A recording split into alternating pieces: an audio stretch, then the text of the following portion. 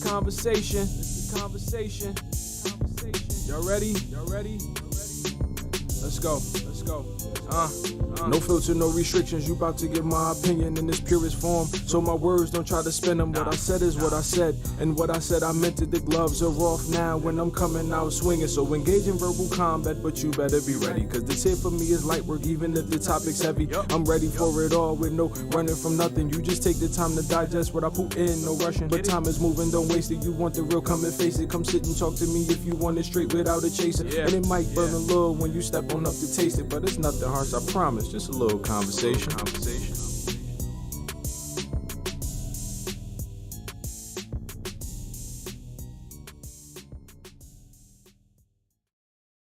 Welcome back to another live episode of the Conversation with Harold and Dave. I am Keone, and of course I have with me Harold and Dave. How are you gentlemen doing today? It's all good, baby. All good. Loving life. Not very convincing, but okay. Start this episode by apologizing. I mess with Dave a lot, and I keep calling him a Democrat just to mess with him, because so many people in the comments thinks he's a Democrat just because he's always pooping on MAGA or Tea Party. But I mean, he's just a human being with sensibilities, so that doesn't make him a Democrat. It just makes it. Yes, it does. You saying there's sensibilities? Yes, it does. Hell, we're not going to sit here and pretend like there's not a bunch of Democrats that we want to put on a boat and ship them somewhere else. Okay. Well, I mean, I agree. That'll make more room for Dave. That's all I'm saying. He's like, wait, hold on, Dave. He's like Emperor Palpatine. He wants you to come on over. He wants you to come all the way over. Let's go. Jump in, both feet. You know, there's a great clip from that Jeff Daniels show, like the newsroom, where and he was confronted by somebody who said, well, you say you're a Republican, but, you know, who are you voting for? And this was back when Obama was president and the Tea Party was around. And Jeff Daniels had this great monologue there saying about how he's been a Republican and he believes, he goes, you know, I believe in government and markets, and I believe in protecting our, you know, small government markets. And then he says, you know, my problem with Republicans today is I have to hate people. And he goes through the long list, has to hate gays, he has to hate, you know, and most importantly, he has to hate Democrats. And I was looking at this going, wow, that aged well, because you could, I don't think I would have to change anything to have that be my expression of self. That, you know, I wanted to be a Republican. I used to be a Republican. And then it all became about hating other people. And, you know, so I can't be part of that. Sorry. Yes, you can. Yes, you can. But, you know, I always say people, you know. I always say there's a difference between a Republican and MAGA and a difference between a Republican and the Tea Party. And there are people that say, no, there isn't. And I'm just going to stick on the belief that there is, because, you know, there are people like you, Dave, in the world. Today, we are talking about deportation, the crisis or control. We're talking about what's going on. And everybody saw the thumbnail. Of course, you have a lot of crowd gathering saying deportate mass deportation now, which is just a crazy sign to hold up. Just a crazy sign to hold up. And then we have the crowd of people that are saying stop mass deportation. I don't know if you saw a couple days ago, what was it called? The Day of Liberation, it's called. And it's just, it's a crazy mess to me, but we're going to talk about this. We can talk about the person that was wrongfully, there's been some people wrongfully deported. There's cases of that. No one wants to talk about that. They just sweep that on the wrong. Who cares if a couple of innocent people get deported if we, you know? Couple? Collateral damage. You think it's a couple? You know what, Dave? My problem with this whole thing. You know how this game works. You know I don't think it's a couple. I'm just repeating what's said when I'm reading comments. You know? So let's kick off for you. Where are your thoughts in standing with what's going on in the what some would call the deportation crisis, whereas others are calling it the Day of Liberation for Americans? I thought Liberation Day was the tariffs. I'm losing sight on what we've been liberated so many times. We've been liberated more over the last 2 months than we have in 200 years in this country. Amazing. And I mean Well, that sarcastically, people who don't agree with what I just said. Dave? Oh, I wanted Harold to go first. Oh, okay. oh Well, wow. Okay. Harold is Well, pro. hey, No, one I'm just one of my issues with what's transpiring with this whole deportation thing is the issue of this due process. When you can just blatantly, ignore the constitutional processes that have been established for hundreds of years. It's interesting how they will get a pass by some people who are basically racist enough to say, "Hey, listen, that doesn't matter. They don't need due process." As if our constitution, But once you go to the Second Amendment, those same people will probably have a fit, flip, and go crazy. So this whole thing with immigration, we see the damage that's being done, the families that are being ripped apart. But on one side of that, it also shows that many of them voted for what's happening. They may not have thought it was going to happen to them, but they voted for it. And which shows me now we also have a lack of empathy because as long as it didn't impact them, they weren't concerned. but Now it's hitting them in the face. wait a minute. And, that whole deportation issue is now looked at differently. Wait a minute. How could they vote? They're only deporting illegals. Oh, I'm sorry. I thought I just read today where he's rescinding, I think, even education visas.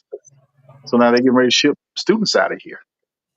So it's crazy, and you can call it illegal, but again, if you're going to talk about illegal, let's look at those who have expired visas first. Let's round them up if that's in fact what you want to do. But you can create this broad blanket if you want, but actually, the American people are starting to see through it and know the truth.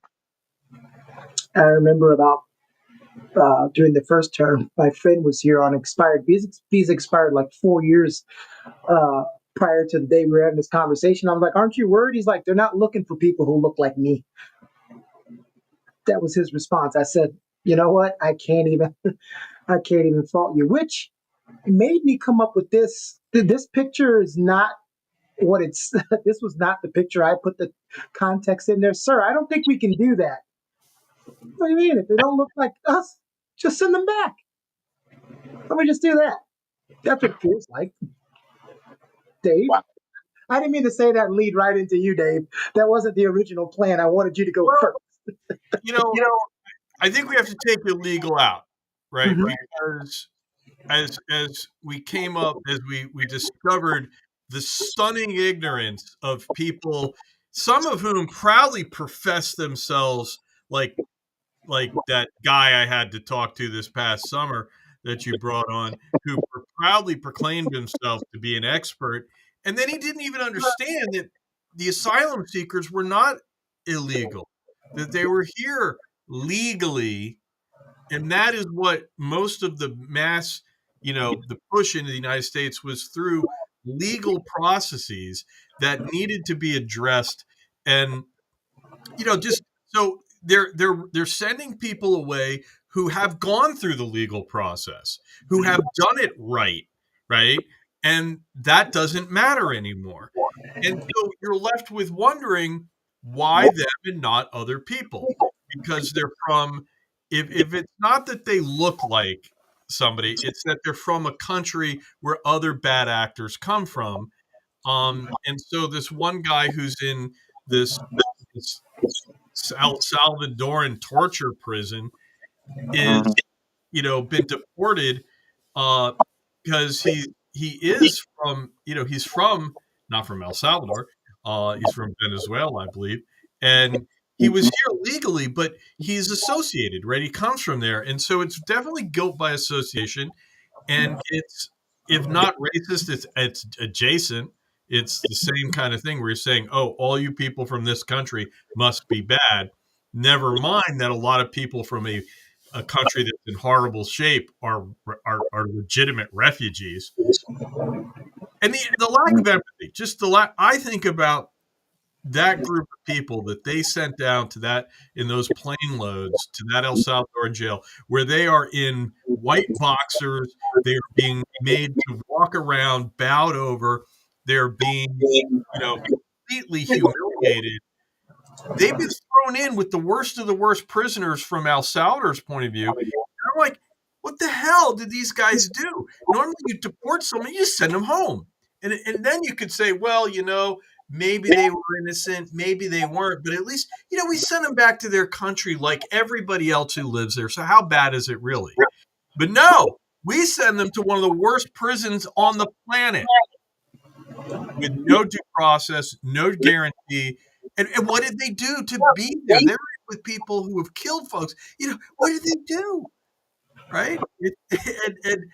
And the lack of empathy. I just think about these guys who are there wrongfully and what they're going through. And I'm like, why? How can any of us sleep? Right? If this person is there and you think about them, they're wrongful. This guy had gone to U.S. courts, had a protective order, and he's there. And where are we? Where's the United States? Where are we? Where are our Christian values? Where is the grain of empathy that leaves this guy rotting in there and fights the courts? Right? The government goes, we made a mistake, but oh well, too bad. We have no responsibility for that. It is when you start if you use just a little bit of empathy and you fan that flame for 1 second, it turns into a goddamn California wildfire. Because if you have a moral sense and you put yourself in that individual's place, it's a nightmare. And I can't believe that we are doing that to people. I land my plane. Sorry. And Dave, I'm not saying it to make a joke out of it, it's going to sound funny. It's a passionate topic when you guys have been doing this show for 2 years. Harold, we've heard him curse more in the last 2 weeks than we have in 2 years, and he's even stole your landing of the plane because that's how bad it's gotten. And it's infuriating when you're watching what's called fellow human beings act like this is a great thing, because it's going to make their lives better. Someone being deported is going to make your life better. That should tell you something about you, right? That should tell you something about you. So, even the Pope has chimed in. It's a big deal when the Pope chimes in, right? It's just a terrible thing. But let's talk about the coverage of this. Some news stations have done great coverage of this, and we all know the ones who have done poor coverage of this. It was a beautiful thing that happened in the Oval Office, and Dave, you probably remember the names. It happened a couple weeks ago where a reporter from Ukraine was trying to ask Trump a question, and he kind of didn't answer her question and said, I'm going to take questions from an American reporter. And he went to the American reporter, and that guy asked the same exact question that she asked. That's what I feel needs to happen. I feel that journalists need to get as Bill Burr said, their balls back, especially on topics like this. Well, rest in peace, Walter Cronkite. You won't find many like him that will ask the pointed questions. You have a few that, again, most of them have transitioned on, but everybody's worried about what the front office or what the, headquarters are going to say as it relates to the narrative that they want to convey to the masses. What's sad is, again, like you, I just recently had a number of run-ins with news people regarding certain issues, and I keep harping on them to ask the tough questions. That's all I need you to do. Let them answer it, but ask the tough questions. It doesn't make sense for you to have a microphone and a platform if you're afraid to use it for the greater good. Oh, it's the constant bullying, people losing jobs, the name call. I think Dave touched on it before. Not Dave. I'm sorry. Obama last week. He brought up a good point. He said, "What if I had done these things? What if I had done these things, bullying law firms, trying to bully judges, if Obama circumvented the Constitution, all hell would have broke loose, Dave. Am I wrong? Well, it's been, there's always that thing of accusation equals confession, and we've had people talking about the corruption of. It started with the Clintons, right? The belief in widespread corruption, and was a Whitewater, and they just had all these things that they believed the Clintons are in, and there were a lot of accusations of Obama, and we have this. The thing is, though, because of that, these imagined the conspiracy theories, the imagined corruption that has, Hunter Biden's laptop, right? That's like the whole thing. Hillary Clinton's involvement in Benghazi, right? I mean, these were things that were Tim Allen punchlines, right? Because they were so, the source of such obsession, but you don't really find much meat on that bone. But that becomes the motivation, and this is very common with right-wing populist movements, is the belief that the other side is corrupt leads you to be justified in doing it. And so you have high levels of corruption. And so when Obama asks the question, what if I had done it? When he's talking to the choir, we all go, yeah. The other side is, well, you absolutely did it. That's why we're doing it, right? And I don't agree that he did all this stuff, but they would, it's just a big part of the Tea Party MAGA legacy is the belief in this endemic, widespread corruption. And so anything they do is much less than what Obama, Clinton, and those folks did. And I disagree with it, but that's the mindset that unfortunately we're dealing with, and that's why we're going to see epic levels of corruption. It'll be corrupt to the level the conspiracy theorists thought Obama was corrupt, and that. But see, to your point, you have accusation, but then you have actuality. They've made a number of accusations really as a form of deflection more so than anything else. And the media has walked that accusation or kept it into the cycle for months. Remember, I think it was Jim Jordan said that's what their intention was with Benghazi. They brought it up every day, even though there was no meat on the bone. They brought it up. They put it into our psyche so that those that would have supported Clinton before had become somewhat determined that she was guilty of having done something wrong. On the backside of that, my issue is, again, media. You're not asking them for facts. You're not asking them for evidence. You're just carrying the story or carrying the water for them, which is why we are where we are. And I'll land my plane. All right, if everybody keeps landing their plane, we're not going to be able to go anywhere. Okay. Haven't you heard of Atlanta? You have to land your plane to take it off again. I'm starting to. Bill Burr has become my George Carlin when it comes to politics because he keeps it real and he says things that I think in my head. And he talked about journalists getting their balls back. That's where I got that from. I want you guys to watch this clip. Okay, Harold, if you can't hear the clip, don't yell it out loud. Just make it so I can hear it. Okay.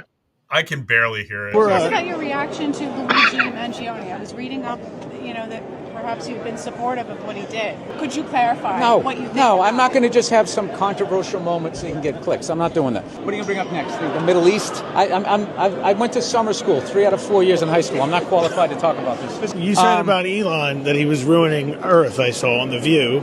You're critical of him. What do you think of all the boycotts, like even the violence? I don't watch the news. I don't watch the news. I have no idea what's going on. I watch Instagram. I watch people wipe out on motorcycles. I watch lions and hyenas fight each other. I don't think you should be asking a comedian You're a Well, journalist. comedians are on top of current events. No. That's weak. That's you guys passing the buck. You guys need to have balls again, which you don't. You guys always goes, should we be thinking this? Duh. You guys present stuff like that. You guys used to have balls. You need to get your balls back. And it's not my job. I am a dancing clown. I'm a dancing clown. I love the guy. He's like, why are you asking me these questions? I went to summer school 3 out of 4 years. Why don't you ask the proper people these questions? That's where I got that from. And as I tried to watch the news, he said, I don't watch news. I watch Instagram and guys wiping out on wave runners or whatever he said, and hyenas being chased by lions. Miami And I boat did. ramp. Miami boat ramp, baby. That's awesome. Right, because I go watch the news for a couple of hours and I'm annoyed already of how things are being presented. It's part of the problem. I don't, I saw more outrage in Colin Kaepernick kneeling than people being treated inhumanely. Isn't that crazy? Yep. I mean, it is, and like I say, when I engage the empathy on these folks, it goes crazy. And then the thing though is, then we have Liberation Day, right? Last week we have the biggest tariffs since the Smoot-Hawley Act in the Great Depression. So we're replaying our Great Depression hits. That's brilliant. And then we get a stock market crash. And so the thing is, like, how do you not turn your attention and say, hey, dude, I know you're kind of wasting away there, fearing for your life, probably getting the shit kicked out of you by all these guys in the cage with you. But we're worried about the stock market right now. And, that's part of what the Trump administration is doing is they are running a shit show, a 3-ring shit show. And as soon as you focus on one, something else comes up. And so the press, when we look at the press, they have, how many minutes a night to talk to us about stuff. They're going to cover one thing and other things get pushed off to the side. And so the answer to this is lawsuits, and the answer is some gumption on the part of other political leaders. But it's kind of not to take the side of the press or anything, but he is kind of out dancing them by just constantly changing the subject. No, I'm sorry, run that back. no. I was saying, you have a comment? Kima said, I couldn't hear the video, so I can't comment on the video. I already knew that was We're not coming. even commenting on it. It's kind of the dude. The dude was just rejecting all the questions. Like, why are you asking me? You shouldn't ask me. And it's interesting though. The press has this problem. Their old school approach was they need somebody to say. They don't want to call anyone out on something. They want somebody else to call it out. They want to report both sides of the story without telling the story themselves. And so their problem is that they aren't normally they haven't traditionally been confronted with people who just lie and misrepresent and distort so egregiously that you would think that the reporter should say, wait a minute, and I think that's a problem is the norms of journalism are to report both sides. And usually you count on the Democrats providing the rebuttal to the Republicans. And I could see a journalist saying, look, we're not supposed to rebut these guys ourselves. Well, it's not a matter of them rebutting. It's a matter of them asking clarifying questions and asking them to cite their sources, so that they can make sure what's being conveyed and communicated is true and honest. For example, just 2 days ago, I was at a meeting because there's a discussion now in Miami-Dade County about taking fluoride out of the water and what potential harm or good it would do. And what's interesting is, we're in a meeting with the mayor and one commissioner showed up late, even though he was not invited. But he was the one that actually presented the ordinance, which now he entering the room creates a sunshine law violation. But he wasn't concerned about that. He wanted to basically break up the meeting, and that didn't happen. But in either case, in my interaction with him was simple. You're believing people who dismiss science. But the same people who are dismissing science now, i.e., like the Florida Surgeon General, you embraced science to get your degree. So you needed to embrace science to get your degree. Now all of a sudden you're dismissing science because you have a political agenda and you're ready to endanger all of these children. And your case study is based out of what, 4 or 5 countries outside the United States who can't even compare to the United States as it relates to uh, this particular issue. But that's a whole nother story. But again, going back to the journalism aspect of it, I was interviewed and I, called out the commissioner via my interview, saying that, he's saying now he wants to have a conversation, but why didn't you have the conversation before you push the car off the cliff? And now you want to talk about how we need to fix it. We just can't do that. And Here's so my goal was to make sure those journalists understood they need to be going and asking him the questions, the tough questions, not me. I'm the advocate for our children and our communities. But I don't know what they teach in journalism school, so I can't speak to it. But if they're not teaching to ask the tough, probing questions, then they need to change their curriculum. And I'll land. Oh my God. Well, what you two need to do is listen to President Trump because he tweeted the United States has a chance to do something that should have been done decades ago, even though he had a chance to do those same things his first term. Don't be weak. Don't be stupid. Don't be a panicking.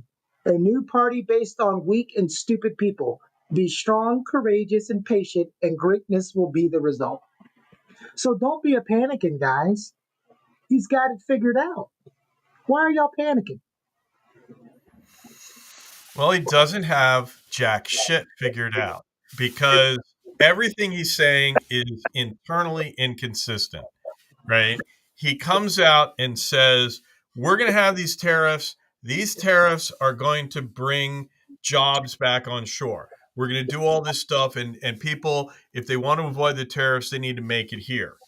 Okay, so now you've got an industrial policy, right? Tariffs are now part of your industrial policy, and you're trying to change the incentives of businesses to incentivize production in the United States, which means your tariff that you put on, right, for you to think that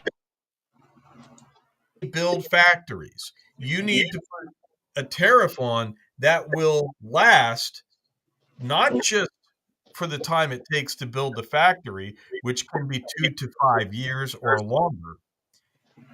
It needs to last long enough for them to make a profit on that factory that will repay the investment of hundreds of millions to billions of dollars. And the problem is you then switch gears and in the next sentence say world leaders are calling to negotiate. So we're going to negotiate these tariffs with these guys, meaning they are not an enduring incentive that will bring manufacturing on shore. They are a temporary contingent incentive. They are leverage, right, in order to do this. And so you're going to now negotiate with these guys, presumably to do away with the tariffs that you just said were a great thing. And what are you going to do? You're not going to reshore factories because you're going to take those away. So now you're doing everything because these other people have these horrendous trade barriers that somehow you are going to negotiate away because you're being tougher with them than other people.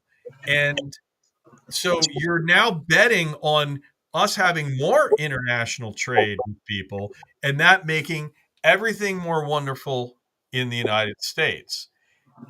And which, by the way, anytime you bet your political future on the benefits of trade liberalization, you're going to be disappointed because the benefits are real, but really kind of small.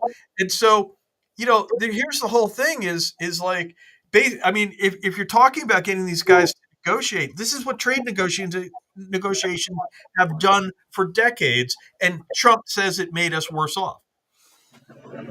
So it's internally inconsistent. You don't have to hate Trump. You don't have to dislike him. You just have to understand that words and ideas and logic are all wrapped up, and you can pull them apart, look at them, and go, "This makes no goddamn sense." It doesn't make any goddamn sense because he's the one that made the trade agreements with Canada and Mexico that are in place today that he's complaining about. Because NAFTA was so horrible, and then he made USMCA, which sounds like a military academy to me. That's And what I thought it was.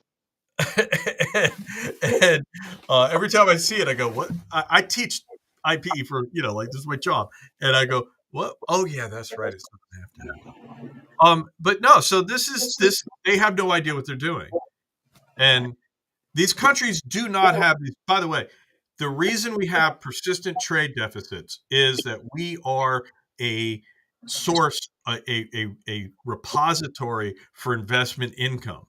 That people, when they sell stuff to us and they get dollars, some of it they'll buy stuff from the United States, but others they're like, well, let's put it in the stock market or let's buy a T-bill, and it comes to the U.S. that way. And Trump has got these gold cards, right? He wants to sell $5 million gold cards. Who do you think the $5 million comes from? Somebody sells $5 million of imports to people in the United States. They then get the $5 million and they buy the gold card.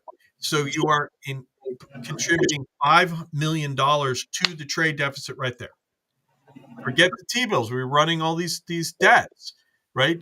Trillions of dollars of debt out there. A portion of that is being bought on the international market. How do you think they're getting that money to buy our debt? Sell us shit. It's not rocket science, right? No, it's not. But they just see a trade deficit with a country and assume it's because they're cheating.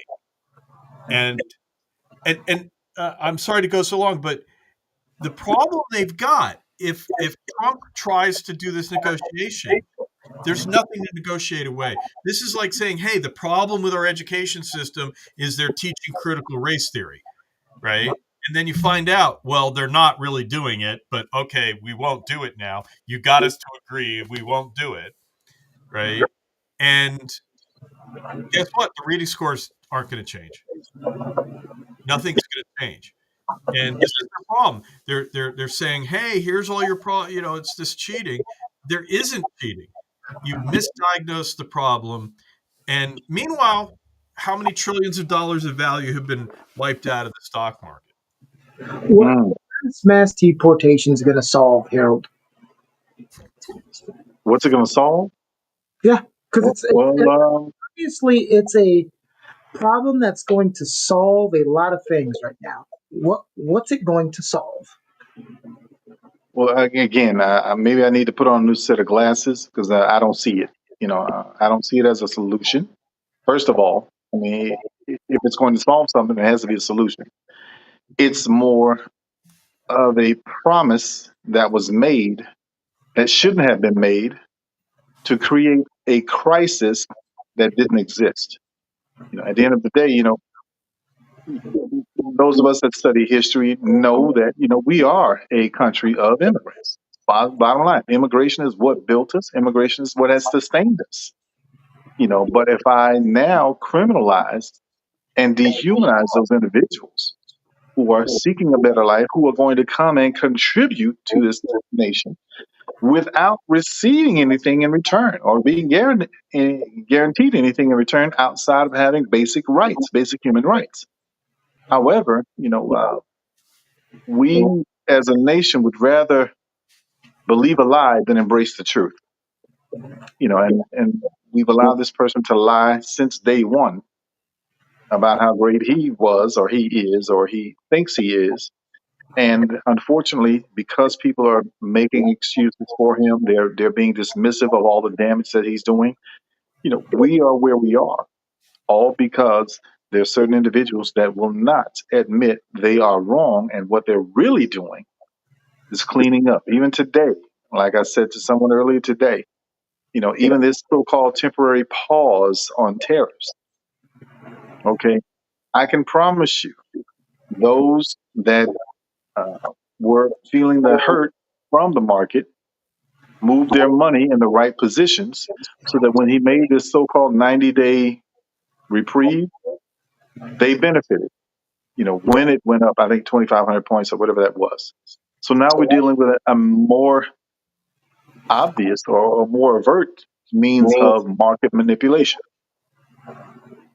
So, Have you we've allowed the fox into the hen house and they're eating all the chickens, and there's nothing we can do but wait until they get full and hopefully fall out in 4 years.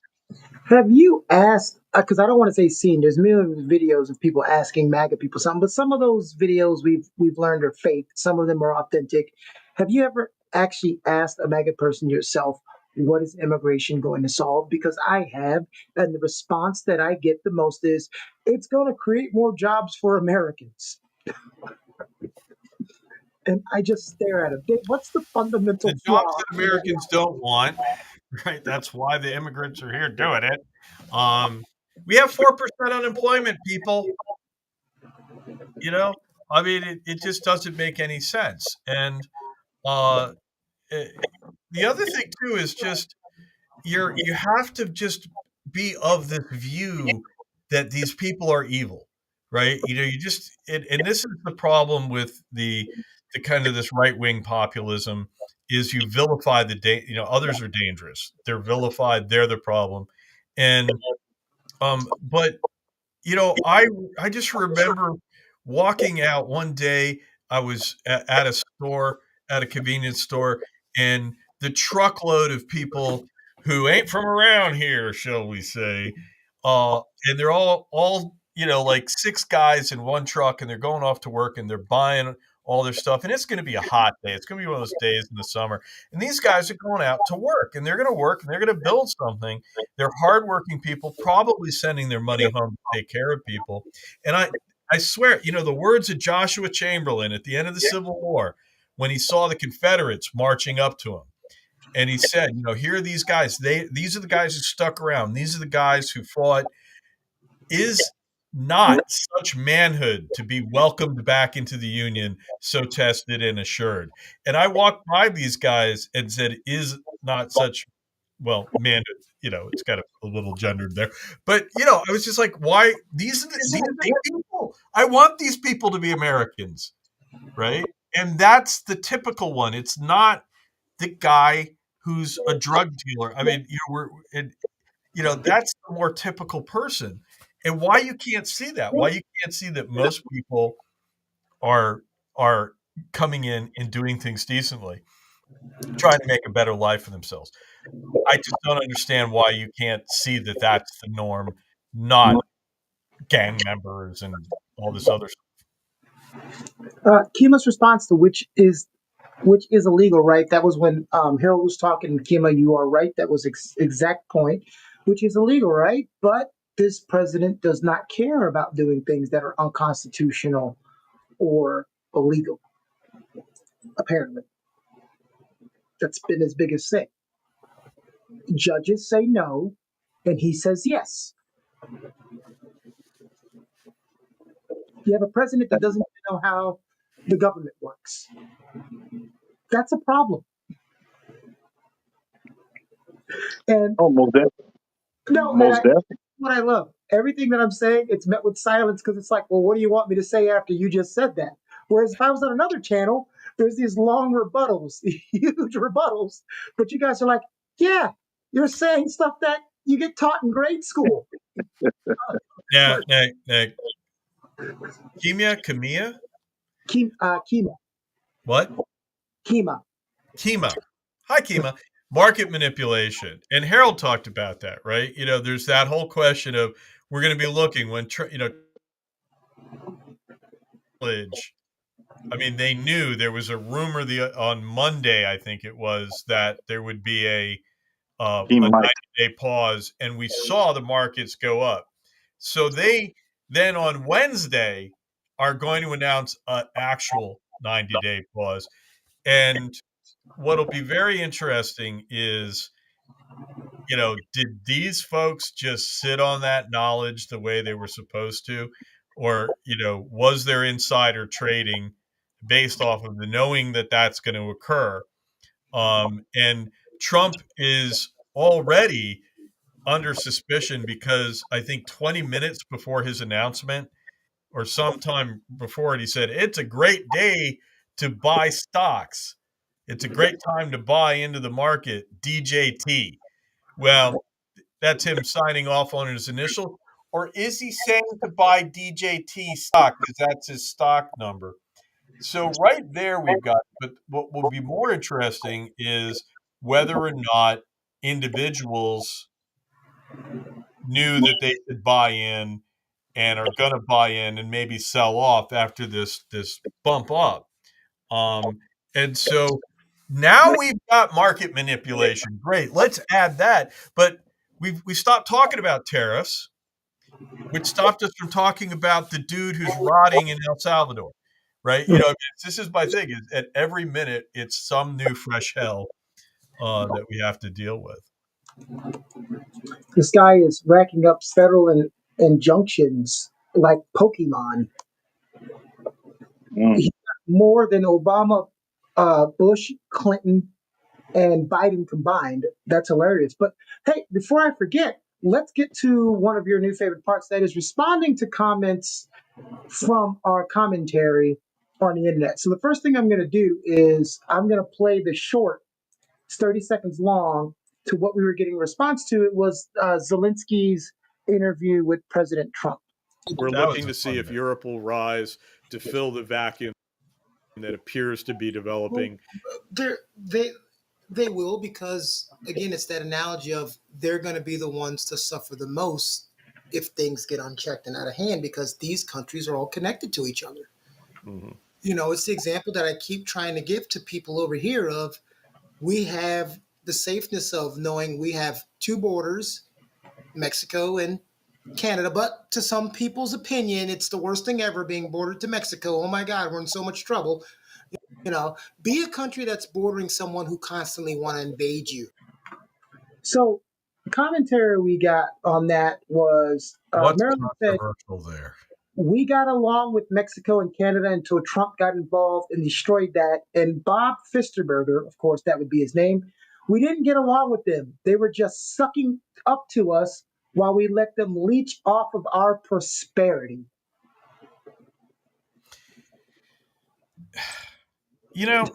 Guys. Leeching. Trade is mutually beneficial. You trade with people, they pull oil out of the sands of Alberta, they ship it to us, we refine it and make gas, and everybody makes money together. This idea of leeching means you have to have, and this is where these idiots are like Marxists. They don't understand the fundamental ideas of a market economy. You create value. You don't divide a fixed pie. You bake a big frickin' pie and you increase the size and you share that out. But we don't understand how economics works because we aren't. God help me. Ronald Reagan understood this. It's not goddamn rocket science. And, I have students watching a Reagan video in my class talking about tariffs because I'm like, no notes. Reagan, people are going to have trouble with Reagan, but at least he understood the logic of one side of the argument in a kind of a flawless way, and the side that I tend to agree with. Competition and markets are good, right? But these folks, they just don't understand it, and that's where we need to be teaching things. So the whole thing about leeching, though, this is you applying some left-wing flawed understanding of markets that see wealth as being a finite thing that is taken and alienated from people, not something that's created through mutual activity. I land my starship. It's difficult to tolerate the ignorance, when you hear certain comments out there like that, as you were highlighting. And the fact is, if they also understand that, like you said, there are agreements in place for certain transactions. But let's now focus on just America itself. We are a consumer nation more than anything else.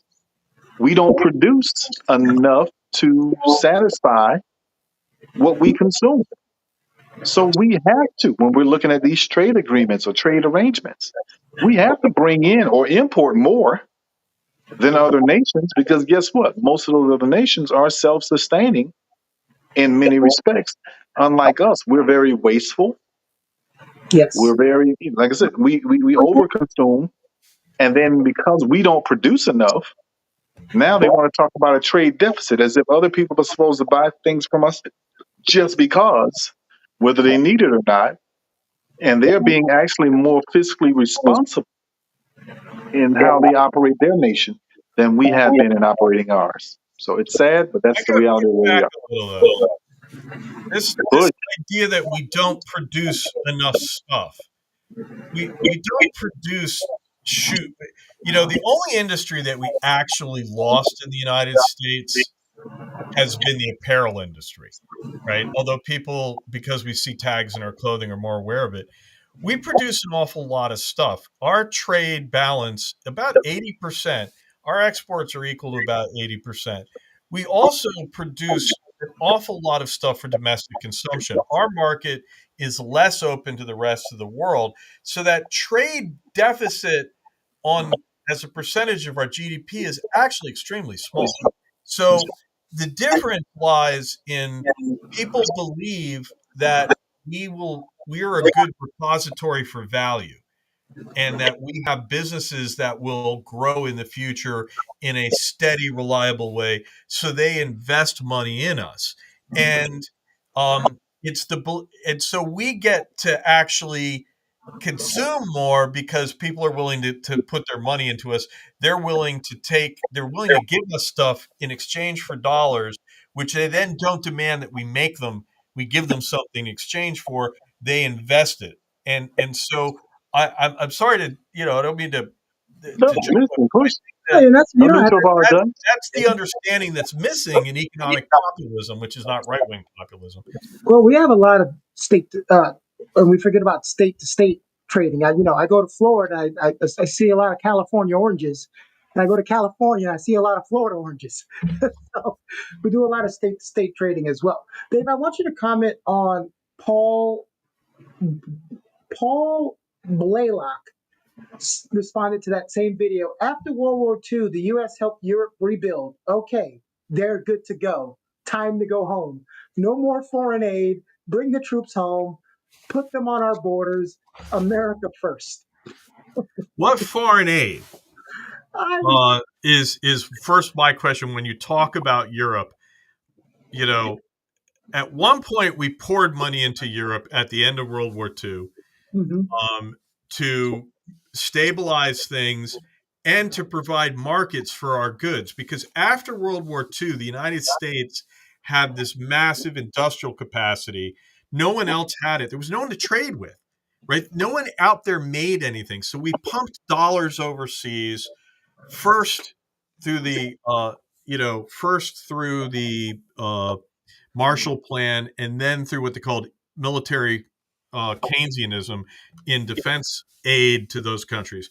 But that largely tapered off. The Europeans, we're not, we do spend money on being in Europe, but our footprint in Europe is a fraction of what it used to be.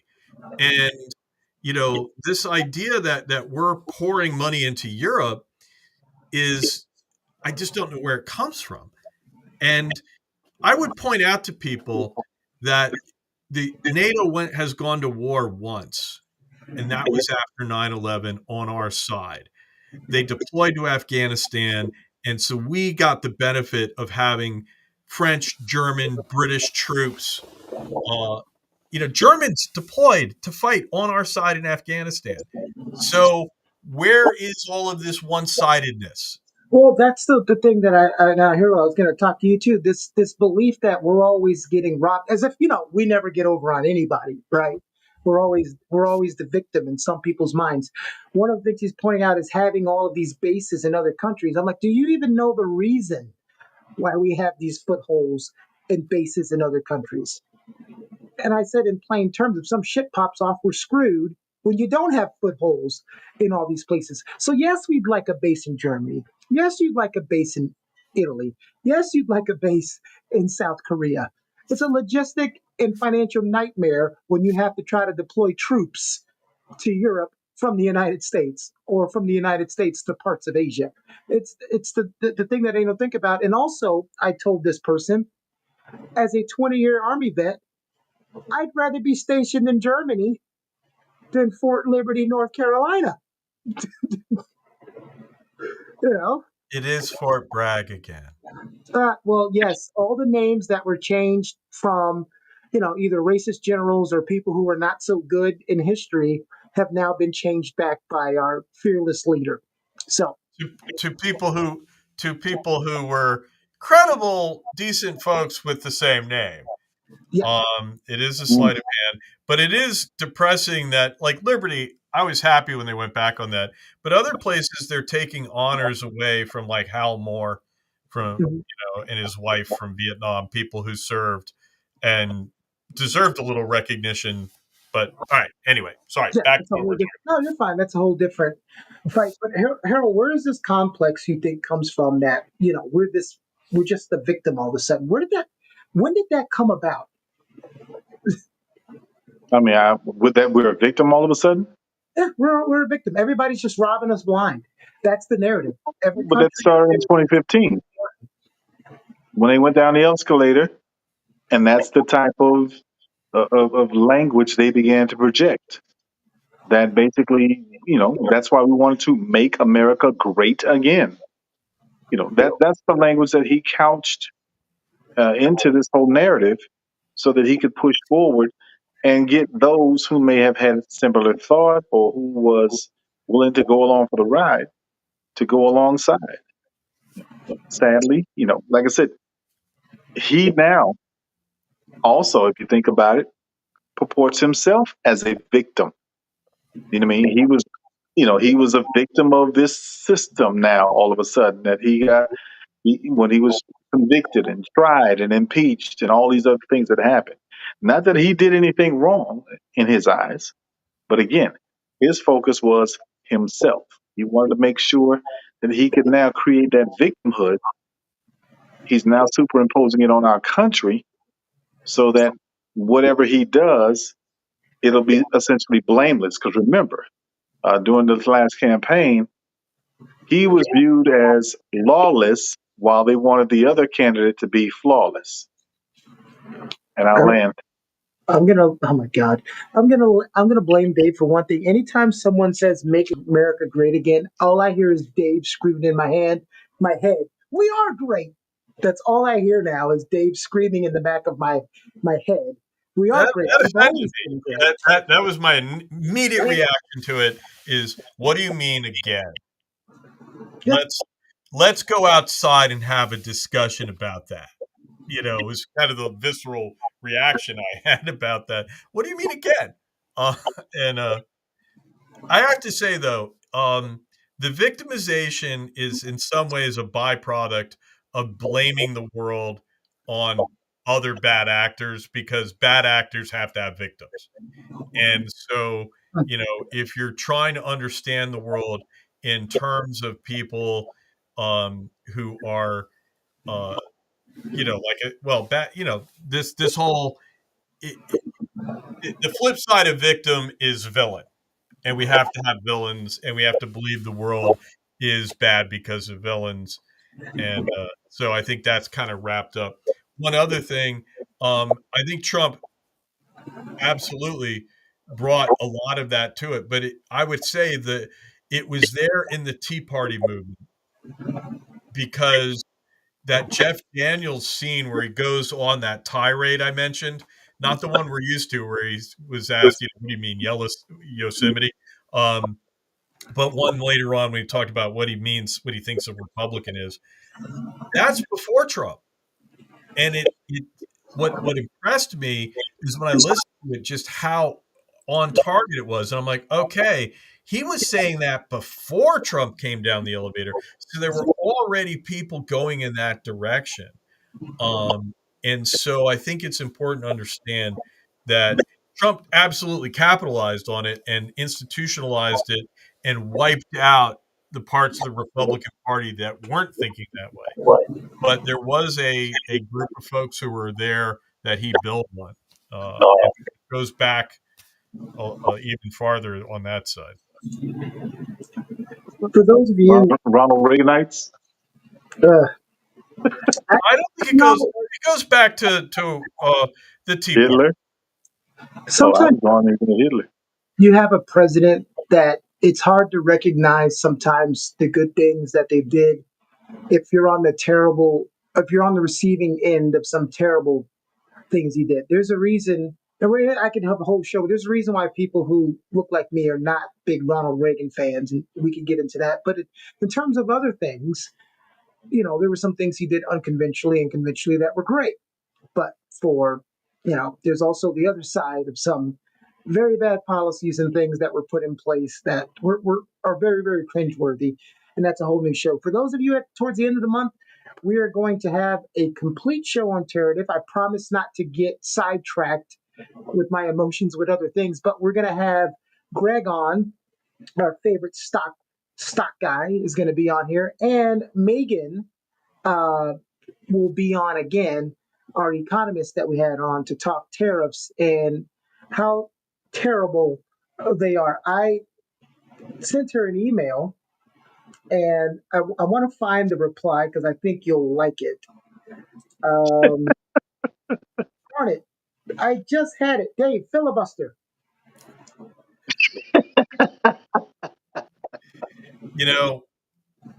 We had decades.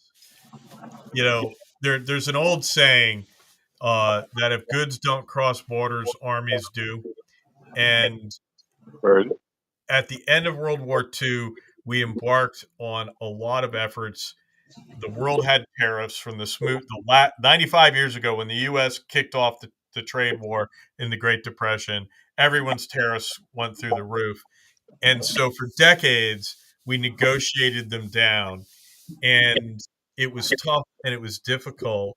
But there was a commitment to it because they felt that it had started World War II, that it was really to blame for a lot of things, and that it was a existential issue, right, to bring about this world.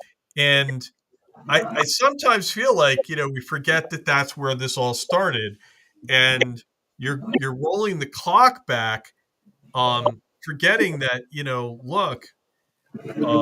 It's kind of like, oh, we don't want vaccines because they might have side effects.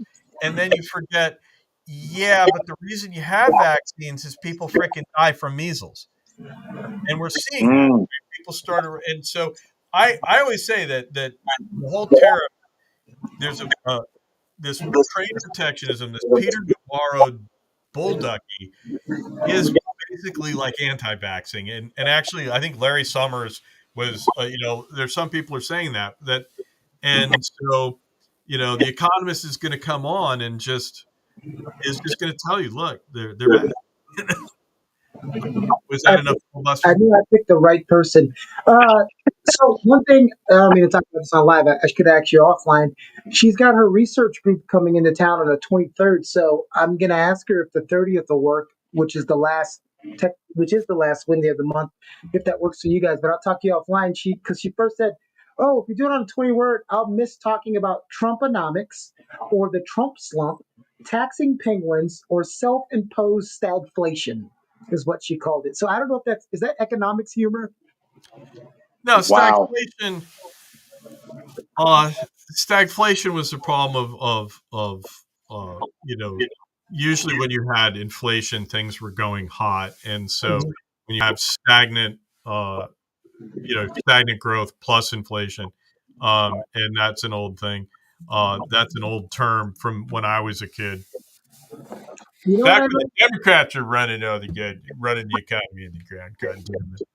you know, he's so mad that when Democrats run the economy, it does better, except for these, Josh is going to hate me, these statistics he sends me from some Republican newspaper that says it's the opposite.